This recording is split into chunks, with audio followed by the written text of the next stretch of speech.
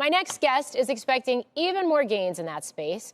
He's got a buy rating on both MP and USAR. So for more, let's bring in George Gianarikas. Did I get that right? Analyst at Canaccord Genuity. Perfect.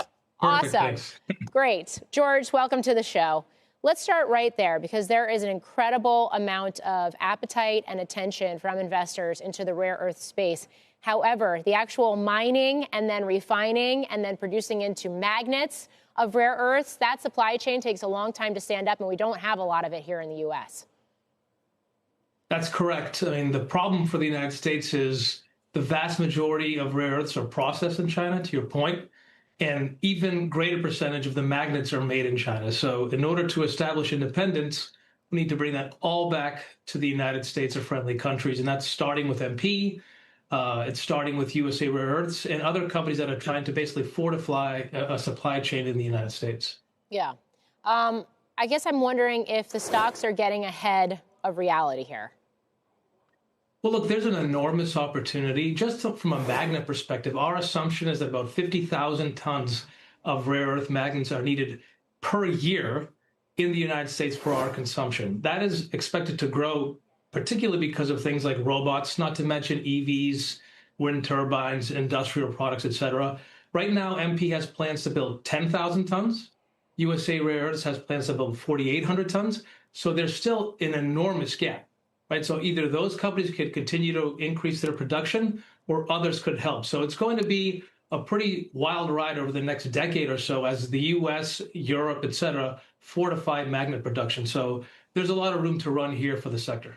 Yeah, and of course, we are seeing the government and different parts of the government take stakes or convert funding into equity stakes in these companies. There's a lot of very interesting deal making happening. The criticism has been that is a form of state capitalism. Is it, or is this just a way to get these supply chains online more quickly and give taxpayers some stake in the game? We view it as the latter. I mean, look, what the government did with MP materials was brilliant.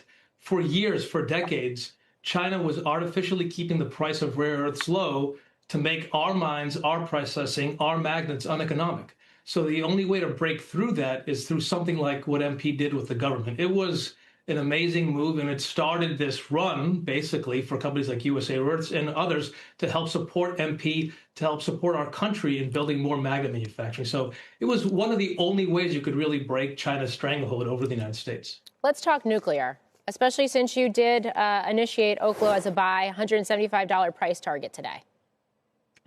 Yeah, we did. Oklo is an incredibly interesting company. They're basically, through vertical integration, trying to break through some of the bottlenecks that have created stagnation in the build out of nuclear reactors in the United States.